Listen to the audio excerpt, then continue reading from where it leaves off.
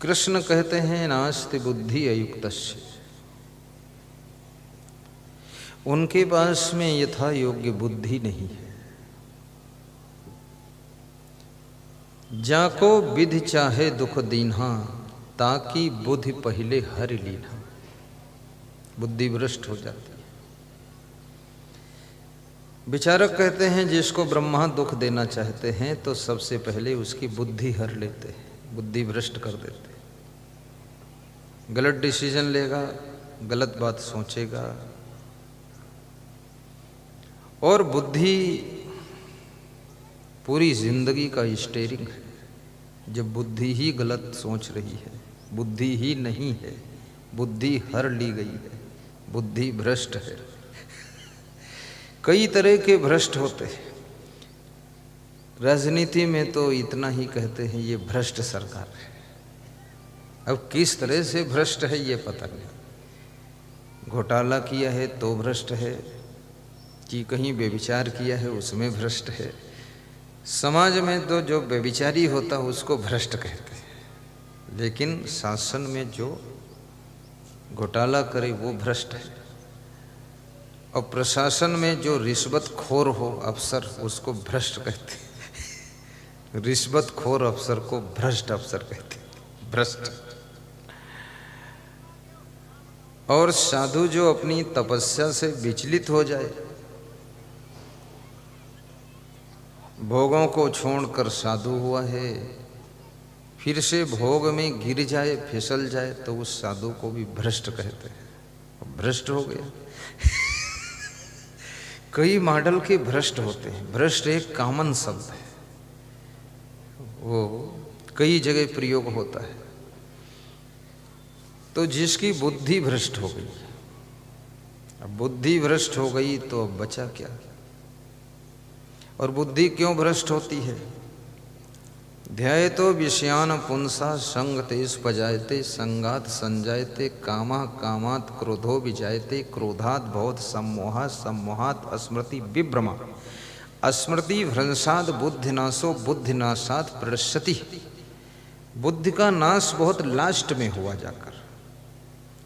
ये स्थित प्रज्ञ के लक्षणों के अध्याय का श्लोक है। ध्यायतो विषयान पुंसा। बुद्धि ऐसे डायरेक्ट भ्रष्ट नहीं होती। कोई यदि ये सोचे कि हमारी बुद्धि ऐसे भ्रष्ट हो गई, ऐसे नहीं, उसका बहुत बड़ा लंबा सिस्टम है। कैसे भ्रष्ट होती? ध्यायतो विषयान पुंसा।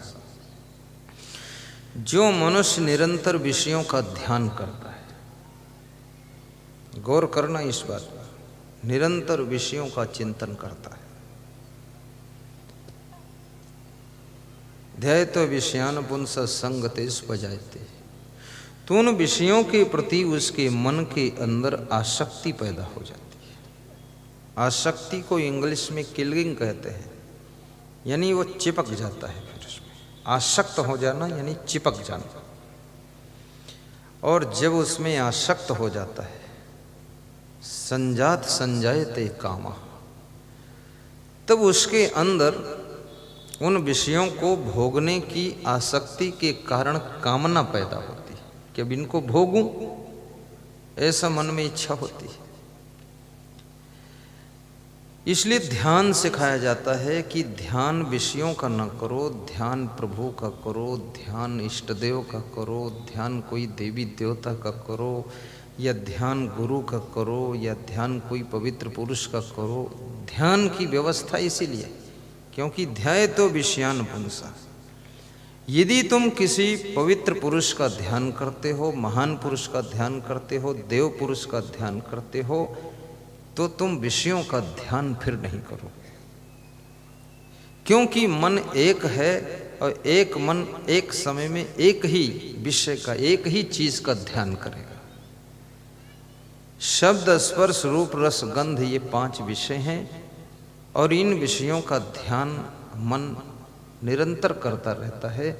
इन विषयों के ध्यान से मन को हटाने के लिए तो परमात्म ध्यान, आत्म ध्यान, स्वरूप ध्यान और किसी देवी देवता का ध्यान। कल मैं मंदिर में गया था, श्री कृष्ण पाल सिंह राजपूत के। नाम सही बोल रहा हूं? हैं? रामकृष्ण राजपूत।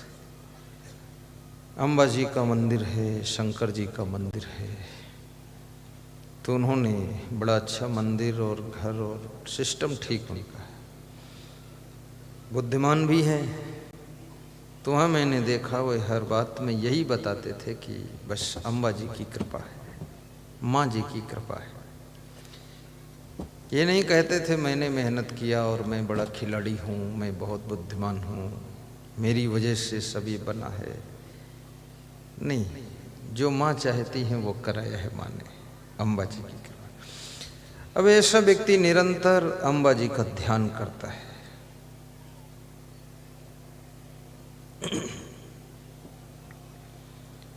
उनको मैं धन्यवाद देता हूँ।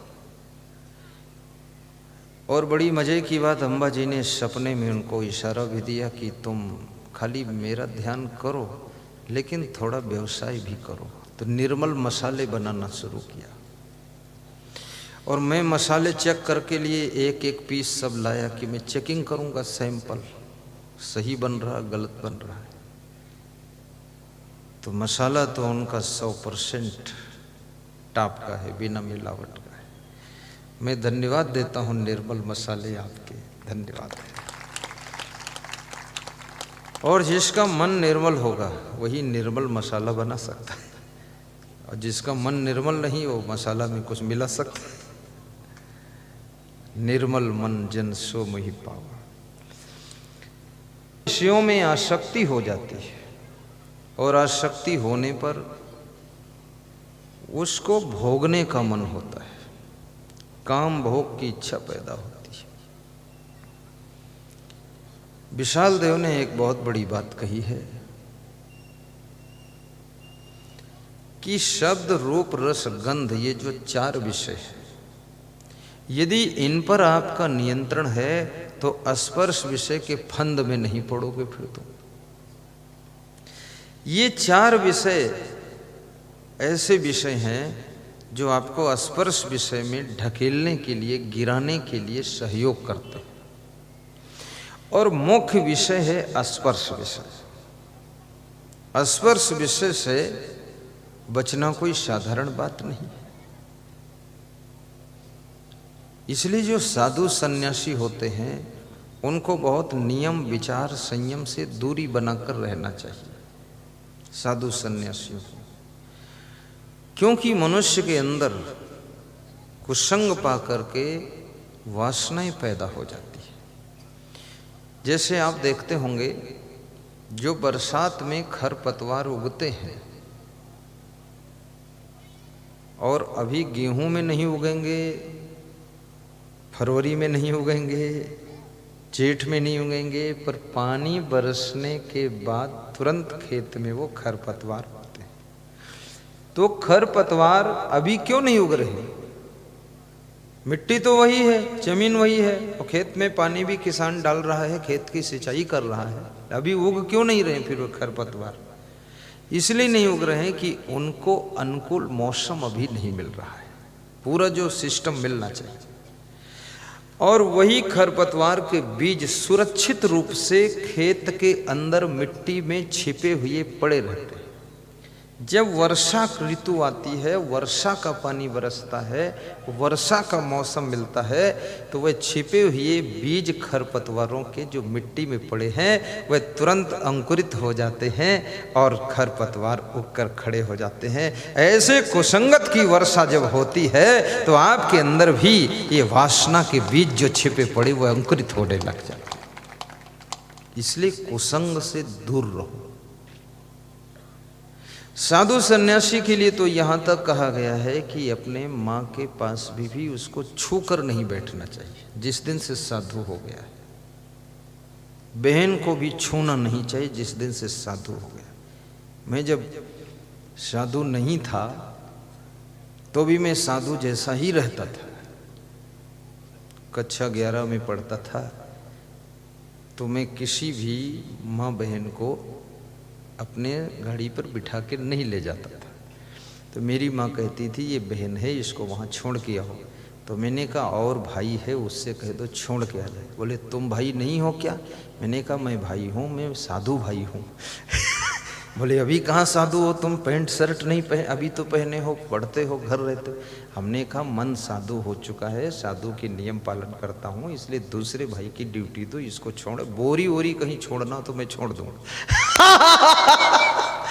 तो मेरी माँ हंसती थी, कहती थी तुम बहुत पक्के साधु बनोगे लग रहा। हमने कहा लग नहीं रहा, बनना ही है, बस गुरु ढूंढ रहा हूँ, पढ़ाई पूरी हो जाए फिर सब घर बार छोड़ना है। तो माता जी बहुत खुश होती थी और उसका मन था मेरा बेटा साधु बने और प्रवचन सुनाए, भजन सुनाए, 200-400 लोग उसका ज्ञान सुने। तो मैं साधु बना, प्रवचन शुरू किया तो 2-4 हजार 10,000 लोग सुनते थे, उसमें मेरे माता पिता भी आकर सुनते थे। तो मैं हंसता हूँ ज़्यादा, मेरी माँ नहीं हंसती थी, न पिताजी इतना ठहाका लगाते थे, लेकिन मैं लगाता हूँ, मेरा गुरु भी नहीं हंसता है। तो मैं हंसता था तो माता जी हल्का मुस्कुराती थी। बात को मैं पूछता था आनंद आ गया आपको? बोले आनंद तो आप तो इतना हंसते हो। मैंने कहा कि देखो पक्का संत बना। बोले पक्का बने, लेकिन मैं सोचती थी 200-400 को सत्संग सुनाओगे, आप तो 10-20 हजार को सुनाते। मैंने कहा बनना ही है, सुनाना ही है, तो कुनमुन क्या करो, फिर लंबा चौड़ा काम करना चाहिए। तो साधु के लिए यहाँ तक नियम बताया गया। लेकिन कबीर साहब भी कहते हैं, मैं क्यों साधु की परिभाषा बताता हूँ, इसलिए बताता हूँ कि आपको भी पता होना चाहिए साधु के लक्षण क्या होते हैं। आपको पता नहीं होगा आप धोखा खा जाओगे। जो भी कपड़ा साधु जैसे पहने होगा आप कहोगे हाँ स्वामी जी स्वामी जी स्वामी जी, दंडवत दंडवत, वो तुमको दंड देगा। वो तो कुछ समझना है साधु को। तो वो साधु का लक्षण है। संगेत संजायते कामा, कामात क्रोधो विजायते। जब उसके अंदर भोगों की इच्छा पैदा होती है और भोग भोगने में जब बाधा पड़ती है, जो भी बाधक बनता है तो उसके ऊपर क्रोध आता है। आपकी कामनाओं में जब बाधा आती है तब आपके अंदर भयंकर क्रोध पैदा होता है। किसी प्रकार की कामना हो, ऐसा नहीं काम वासना की कामना, और भी कामनाएं बहुत होती हैं। धन प्राप्त करने की कामना है, जैसे चोर है, डाकू है, वो तुम्हारे घर में आता है चोरी करने, डकैती डालने के लिए। और धन की कामना है, धन प्राप्त करना चाहता है, तुम्हारा धन लेना चाहता है। हालांकि ये बेईमानी है, आपने मेहनत से कमा कर रखा तो तुम क्यों लेना चाहते हो? बेईमानी से लेना चाहते हो, दबंगई के साथ। तुम्हारे घर आ गया तो तुम क्या कहते हो? जो लेना है ले लो, लेकिन मेरी जान छोड़ दो। तुम बुद्धिमान हो। लेकिन कुछ लोग ऐसे होते हैं, भीड़ भी जाते हैं कि इतनी मेहनत से कमाया था और तुम धन मेरा ले जाओगे, तो मारपीट भी हो जाती चोरों से, डाकुओं से। और मारपीट में फिर चोर डाकू जो है गोली भी चला देते हैं, चाकू भी चला देते हैं, आपको भी मार देते हैं, और कभी कभी तुम उनको भी मार देते हो। अब जो पलड़ा भारी पड़ जाए तो वो क्यों मार देते हैं? क्योंकि धन प्राप्त करने की कामना में तुम बाधक हो गए, तो तुम्हारे ऊपर उनको क्रोध आ गया, और क्रोध आकर वो फिर मारपीट कर देते। ऐसे ही कृष्ण कहते अर्जुन, जिसकी कामना में, काम वासना में जो भी बाधक बनता है उसके ऊपर क्रोध आता है। देखो बुद्धि कब भ्रष्ट होती है, इसका बता रहा हूं। प्रसंग लंबा है, ये फर्स्ट बार सुना रहा हूं, इतना लंबा है। क्योंकि ज़्यादा गहराई से सूक्ष्म तत्व ज्ञान का सत्संग करो तो लोगों को नींद आने लगती है। ये बड़ी समस्या है, इसलिए मैं हा हो हे हो मैं कर देता हूँ। लोग समझते हैं असंग साहब को तत्व ज्ञान मालूम नहीं है। तत्व का भी तत्व मालूम है, मालूम क्यों नहीं होगा? इसीलिए तो संत बने हम, पूरा मालूम है। पर सुनने को तैयार रहो, धैर्य धारण करो। अब जब मनुष्य को क्रोध आता है तो क्रोधाद भवति सम्मोह, क्रोध के उत्पन्न होने से उसका जो मन है वो फिर सम्मोहित हो जाता है, यानी विवेक खो जाता है। क्रोधात बहुत सम्मोहात, सम्मोहात स्मृति विभ्रमा, और सम्मोहन होने से उसकी स्मृति में भ्रम पैदा हो जाता है। स्मृति फ्रेश नहीं रहती है, उसको फिर ज्ञानवान कुछ स्मृत नहीं रहता, याद नहीं रहता कि हमें क्या करना चाहिए क्या नहीं करना चाहिए, वो सब भूल जाता है। स्मृति भ्रंशाद बुद्धि नाशो, स्मृति में भ्रंश होने से बुद्धि का नाश हो जाता है। और जब बुद्धि का नाश होता है, बुद्धि नाशात प्रणश्यति, बुद्धि का नाश होने के बाद उसका पूरा पतन हो जाता है, विनाश हो जाता है, और वो व्यक्ति फिर संसार में मुंह दिखाने लायक नहीं रह जाता है। इसलिए याद रखना, आपकी बुद्धि भ्रष्ट ना हो, बुद्धि नष्ट ना हो, बुद्धि बची रहनी चाहिए और बुद्धि में शुद्धि आनी चाहिए। अब ये सत्संग क्या करता है? ये आपकी बुद्धि को शुद्ध करता है। हम आपको बुद्धि नहीं देते, हम शुद्धि देते हैं। जैसे वो गणपति का भजन है ना, तुम गणपति रूप में आना, रिद्धि साथ लेके सिद्धि साथ लेके, तो न मैं रिद्धि देता हूँ, न सिद्धि देता हूँ, न बुद्धि देता हूँ, मैं केवल शुद्धि देता हूँ। और जिसके पास शुद्धि है, जिसकी बुद्धि में शुद्धि है, शुद्धि, जिसका आहार विहार शुद्ध, खान पान शुद्ध, वाणी शुद्ध, विचार शुद्ध, आचरण शुद्ध, जीवन शुद्ध, जिसके पास सब तरह से शुद्धि ही शुद्धि है, उसके पास बुद्धि भी आ जाती है, और रिद्धि और सिद्धि भी आ जाती है, और समृद्धि भी आ जाती है, सब आता है।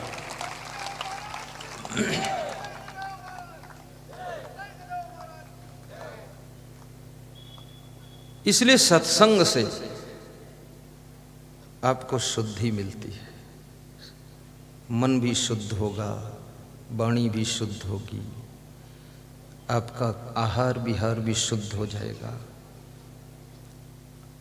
आपके कर्म भी शुद्ध हो जाएंगे। ये कर्म बहुत विचित्र चीज है।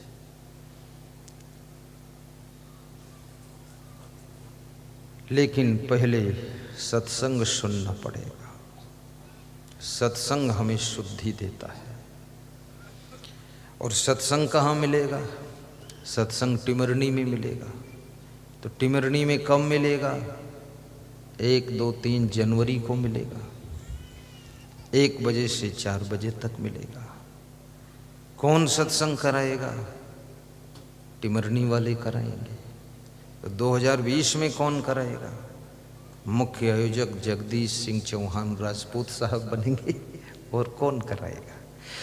आज मैं सोच रहा था, इस वर्ष तो जगदीश सिंह राजपूत ने बीड़ा उठा लिया, अब 2021 में कौन उठाएगा? ऐसा मेरे सोच आ रहा था। क्योंकि हमारे बहुत से भक्तों का मन है कि नया वर्ष यहीं हो, पुराना वर्ष यहाँ से विदा हो, नया वर्ष यहीं शुरू हो। 3 साल से तो हो रहा है, अब 4था साल आ रहा है। सही बात है। ये सवाल खड़ा हो गया है। ये खड़ा ही रहेगा कि इसका उत्तर भी आ जाएगा? कल तक आ भी सकता उत्तर। सवाल तब तक खड़ा रहेगा जब तक कोई 2021 के लिए आयोजक बनकर नहीं खड़ा होगा, तब तक सवाल खड़ा रहेगा। और ज्यों ही आयोजक खड़ा तो सवाल पड़ा, उत्तर आ जाएगा। तो कोई न कोई रात भर में शायद सोचे, 1-2 घंटे में सोचे कि अगले साल मैं इस जंग में खड़ा हो जाऊंगा। हो सकता कोई ऐसा पुण्य आत्मा टिमरनी में निकल आएगा। ऐसे टिमरनी में धन खूब है लोगों के पास, प्रेम भी खूब है।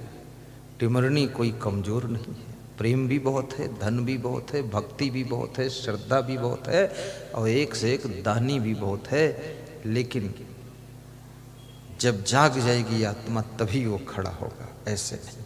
सब आत्माएं माया की नींद में सोई हुई हैं, उनको जगाने के लिए गुरुदेव प्रयास कर रहे हैं। जागो जागो जागो, सो रहे हैं लोग। सपने सोया मानवा खोल जो देखे नयन, जीव परा बहु लूट में ना कुछ लेन न देन, ना कुछ लेन न देन। सपने सोया मानवा। ये संसार के मनुष्य सब स्वप्न में सोए हुए हैं। और सपने भी 2 प्रकार के होते हैं। एक तो सोते समय सपना आता है, जिस समय तुम गहरी नींद में नहीं होते हो, उथली नींद में होते हो, तब सपना आता है।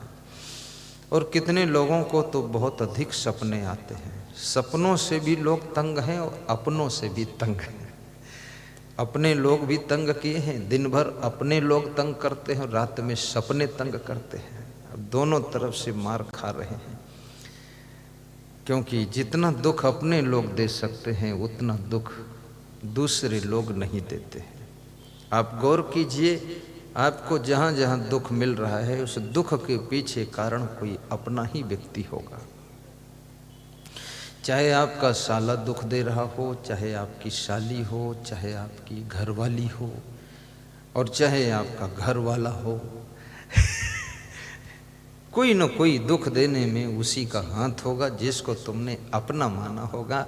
अपना ही आपके लिए दुख पैदा कर सकता है। जिससे कोई रिश्ता ही आपने नहीं जोड़ा उससे दुख भी मिलने वाला नहीं है। और यदि जिनको तुमने अपना माना है उनकी चेतना जागृत हो जाए, विवेक जागृत हो जाए, तो वे दुख नहीं देंगे, फिर आपको सुख देंगे, आपका बड़ा ख्याल रखेंगे। और मनुष्य बड़ा जोशीला प्राणी है, जब तक इसका विवेक नहीं जागता है ये बड़ा गुस्सा में रहता है, जोश खरोश में कुछ ऐसी बात बोल देता है, उलझन इसके अंदर बहुत ज़्यादा हो जाती है। और मैं तो निवेदन करूँगा कि हमेशा होश में रहो। होश के बिना जोश खतरा पैदा करता है, और जिस जोश में होश होता है वो जोश सफलता का द्वार खोल देता है। इसलिए आपके अंदर जोश रहे पर बिना होश के ना रहे, होश ज़्यादा रहे, तब जोश आपका सार्थक रहेगा।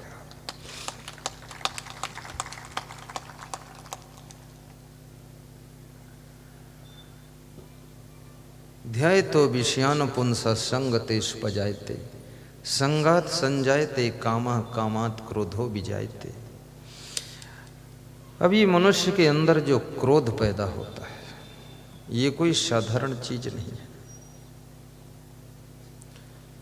थोड़ी देर के लिए क्रोध आता है, आदमी बड़बड़ाता है, सब हाथ पांव गर्म हो जाते हैं और आदमी थक जाता है।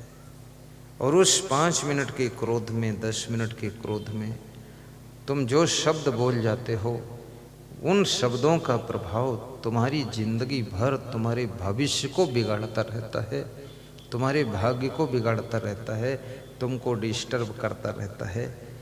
क्योंकि बंदूक से निकली गोली और मुख से निकली बोली, धनुष से छूटा बाण और मुख से छूटी बाणी, इस पर किसी का अधिकार नहीं रह जाता है। ये जहाँ तक पहुँचते हैं वहाँ तक ये घायल ही कर देते हैं। इसलिए थोड़ा संभल कर ही बोलना भी चाहिए। मौन रह लीजिए तो बुरा नहीं है। पिताजी के लिए कुछ बोलने के क्षण आ जाए तो उस समय थोड़ा मौन हो जाए, क्योंकि पिता का मन भी बड़ा कोमल होता है। पूरे गांव के लोग तुम्हारे पिताजी को कुछ भी कठोर बोल दें वो सह सकते हैं, लेकिन जब उनका खुद का बेटा कुछ कठोर बोलता है तो आपके पिताजी घायल हो जाते हैं। इसलिए क्योंकि जो पिता है उसको पता है और जो माता है उसको भी पता है। क्या पता है? जो तुमको नहीं पता है वो उनको पता है। तो क्या ऐसा है जो तुमको पता नहीं उनको पता है? वो ऐसा है, जब तुम पैदा नहीं हुए थे तुम्हारी आस में वे बहुत मन्नत कर रहे थे कोई बेटा हो जाए। सब देवी देवताओं से मांग रहे थे, साधु संत से भी मांगते थे कि 8 साल हो गए शादी हुई, कोई चूहिया भी नहीं पैदा हुई, कुछ आप कृपा करो। मेरे से लोग बहुत से आ जाते हैं आशीर्वाद लेने की, आप ही कुछ करो। मैंने कहा यहाँ तो पहली बात एक गलत काउंटर पर आ गए आप क्योंकि यहाँ तो पूरा खेल खत्म। हम ब्रह्मचारी आदमी, हम तो शादी के लिए लोग कोई कोई आशीर्वाद मांगते हैं कि शादी का आशीर्वाद दे दो, तो मन मन में मुस्कराता हूँ, कृष्ण भगवान से ये आशीर्वाद मांगो तो काम जल्दी हो सकता है। क्योंकि उन्होंने खुद ही 16,108 रानियाँ रखी थी, तो तुमको भी कुछ न कुछ तो तरकीब बता ही देंगे, तो ये कर तो हो जाएगा। और मैं तो ब्रह्मचारी आदमी, हनुमान जी से तुम मांगो शादी का आशीर्वाद, तो हनुमान जी तो लंगोटधारी है, वो क्या आशीर्वाद देगा शादी? हनुमान जी से तो साधना का आशीर्वाद मांगो। लेकिन पुत्र लाभ के लिए न जाने कितनी जगहों पर तुम्हारे माँ बाप आशीर्वाद मांगते हैं कि कोई पुत्र पुत्री हो जाए, तब कहीं जा कर के तुम्हारा जन्म होता है। और तुम छोटे से हो, तुमको ला करके यहाँ बहुत सी माताएं छोटे बच्चे को लाती हैं, पकड़े हैं उसको और सामने करती हैं कि इसको जरा एक नज़र से देख लो तुम, ताकि दूसरे की नज़र न लगे। कुछ ऐसी नज़रें हैं जो नज़रें आपके छोटे से पुत्र के ऊपर पड़ जाएं तो फिर दुनिया में किसी की गलत नज़र आपके बालक पर नहीं लगेगी। इसलिए वो महिलाएं लाती हैं कि थोड़ा गुरुदेव आप नज़र डाल दो। मैं उसके सिर पे हाथ रख देता हूँ और वो बच्चा आंखें बंद किए हुए पड़ा हुआ है।